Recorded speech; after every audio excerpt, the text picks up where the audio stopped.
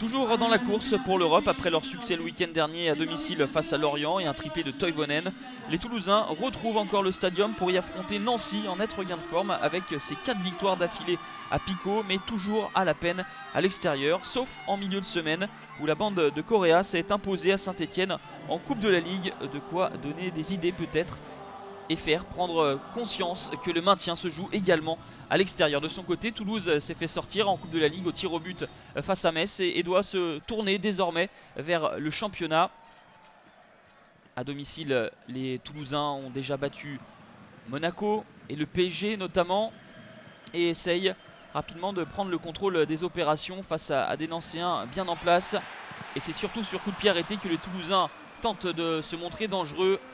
Diop était monté aux avant-postes mais voit sa tentative repoussée par un défenseur nancéen. Des Nancéens qui, eux, en revanche, dans le jeu, prennent confiance. Le centre de Benoît Pedretti est repris par Maurice Dallet. Enfin, le croit-on, car c'est au final Diop qui contraint Lafont à une belle claquette. Les Nancéens s'enhardissent au fil des minutes. Un beau mouvement. Le ballon en retrait pour Youssef Haïd Benasser qui trompe Alban Lafont masqué.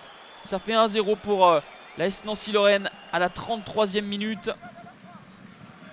Nancy qui est clairement mieux dans cette première période et qui va donc rentrer au vestiaire avec un avantage logique. Les Lorrains sont plus consistants, plus entreprenants, remportent les duels et la bataille du milieu de terrain face à des Toulousains sans mordant et bien souvent dépassés.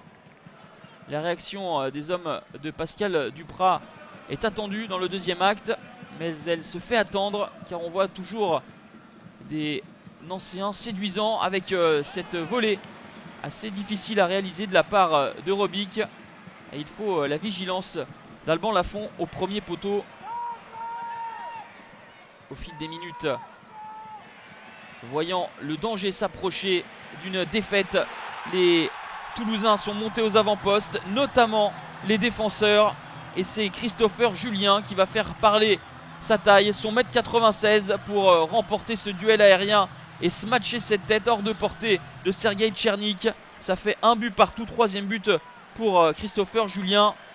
Une dernière opportunité pour les Nancéens avec cette tête une nouvelle fois de Julien sorti sur la ligne par Marchetti.